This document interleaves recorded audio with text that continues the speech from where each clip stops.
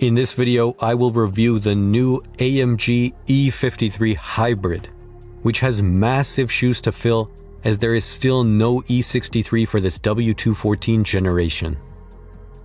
No pressure then, let's see what it's really like.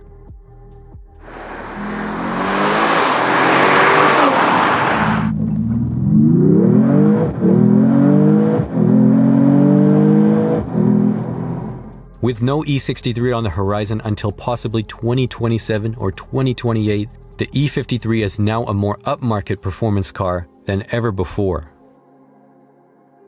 Under the hood we have the 3-liter M256 inline-six. This turbocharged engine, while similar to the previous E53, now pushes over 20 psi of boost. No, it's not hand-assembled in a Falterbach, but it does have the strong cylinder bore design like the M177 V8. Output is 443 horsepower and 413 pound-feet of torque. But couple the hybrid system and the combined peak power is up to 604 horsepower and 553 pound-feet of torque. And those are similar numbers to the previous W213 E63.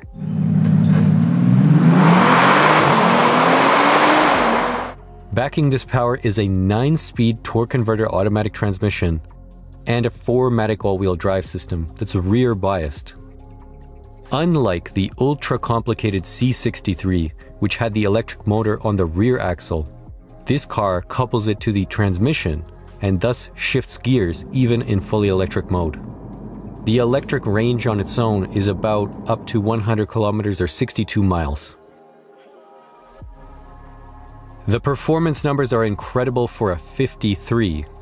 0 to 60 miles an hour in about 3.5 seconds and quarter-mile times in the high 11-second range.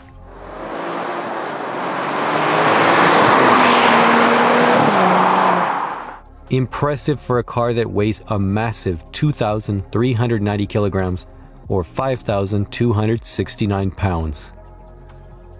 So it's quick on paper, but how does it feel behind the wheel? The car doesn't instantly throw you in the seat like the C63 does. It rather builds in a more linear fashion.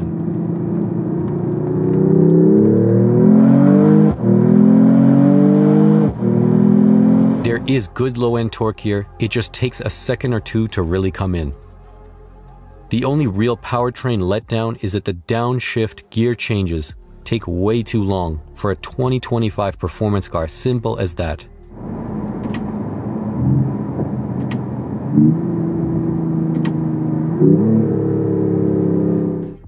But otherwise, this is a solid powertrain that's taking advantage of the fact that inline sixes are smooth engines, and now it's being boosted to V8 power levels with the hybrid system.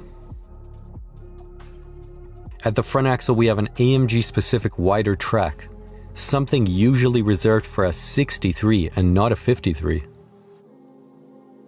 The electric power steering is incredibly sharp, but maybe just a bit too light feeling in terms of the weighting, at least in my opinion.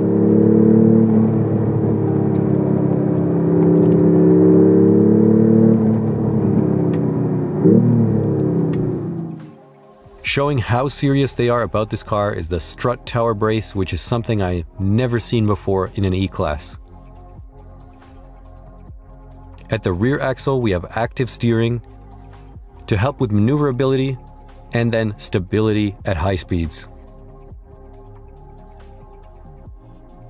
The car certainly turns in well as the optional differential is helping you through the corner, and the grip with these Michelin Pilot Sport 4S tires is simply incredible, coupled with the all-wheel drive. We have two 65 tires out front and two 95s in the back, so on the road in dry or wet conditions, the grip is really endless. I've already mentioned the weight, and it really feels it, to be honest. I know they've worked to mask the weight, but there's no hiding it. The nose lifts on acceleration, and the weight transfer is noticeable when you're going through the corners.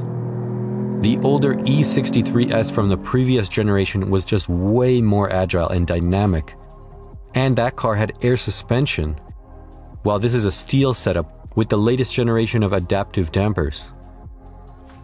The ride quality is a tough one too, because it's probably one of the main things you want done right in a Mercedes. The ride in this car is on the stiff side, but it is acceptable in my books. This does have the smaller wheels with a decent sidewall, and it does handle tougher bumps pretty well. The brakes are weird on this car. Because you have the regen braking, the pedal feel varies depending on the driving mode and the driving conditions. And for me, the brake pedal goes from sensitive at the top of the pedal to requiring decent pressure at the end of a hard braking zone.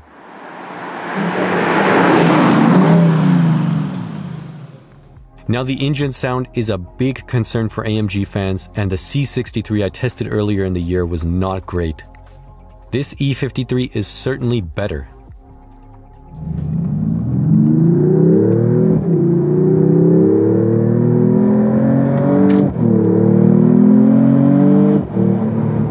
The interior sound is supplemented by the speakers, but we have a pretty good inline-six hum and turbo noises when you get off the throttle. However, the exterior sound is not good.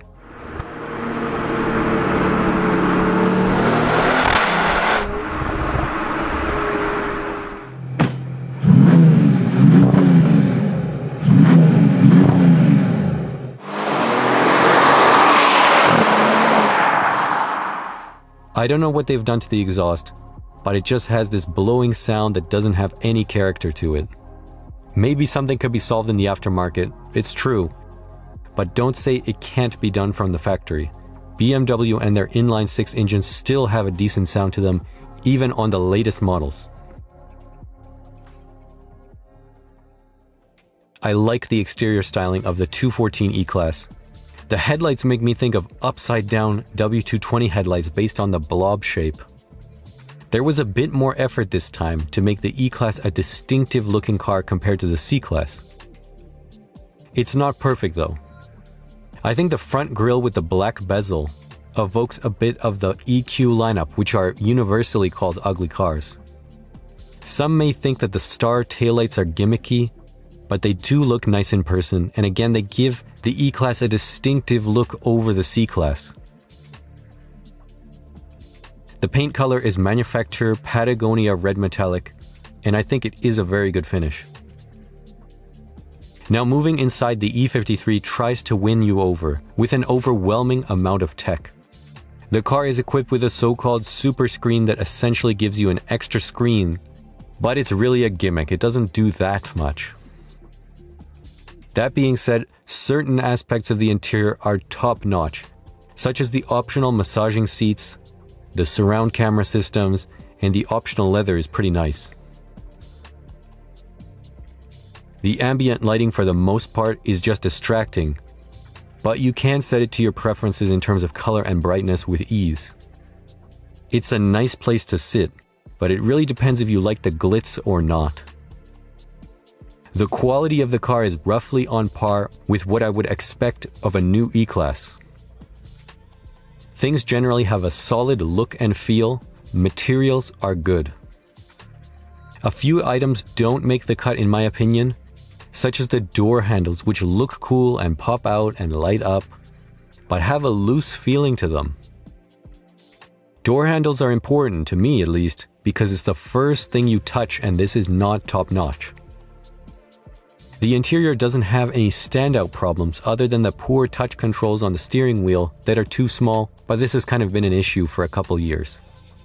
I should disclose that the sunroof and sunroof shade were not operational on this press car from Mercedes Canada. The check engine light was also on for the whole week, but it didn't seem to impact the performance of the car in any way. Speaking of drawbacks, let's just talk about a few general ones that are important. The first thing I mentioned before is the weight, and I'll say it again, it's just too heavy to be a proper performance sedan that you can really enjoy on a good road. The trunk space is weak on this car, thanks to the battery being under the trunk floor. A good thing to hear about this E53 is that the wagon or estate model is coming to the US market, which is probably the way you'll want to get this car, since the trunk space on the sedan isn't massive. Now, speaking of configuration and options, there's a few things you should keep in mind. A lot of the nice things that we have are optional. This car has the pinnacle trim package, which includes Burmester sound, active ambient lighting, digital light headlights, heads-up display, voice assistant, among other things. The soft closed doors are a nice option. The super screen package is probably not worth getting, as it's really a gimmick with the whole video camera that you can only use stationary, of course. The black Nappa leather is definitely worth getting over the fake standard leather. You can also get the upgraded performance seats, which look really nice. The sun protection package is a must with the rear sun blind. Okay, I'll close the roller sun blind in the rear. As well as the manual rear window shades. We have the AMG Dynamic Plus package with the upgraded rear differential, upgraded brakes with red brake calipers, dynamic engine mounts, and the Performance Alcantara steering wheel. On the exterior, you could get the Night package, which blacks out a lot of the exterior chrome trim. There is also an option to have carbon mirrors and rear spoiler. There is a selection of a few wheels, including the upgraded 21-inch forged wheels.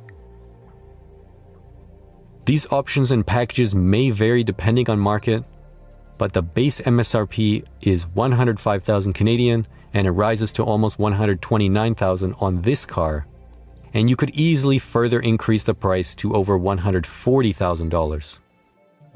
For the US market, it starts at like 89,000 and easily goes well over 100 with some options. At this point, the real competitor that hurts the E53 is getting a 2022 or 2023 E63S. Basically, it's 800 pounds lighter, and it's still with 8 cylinders.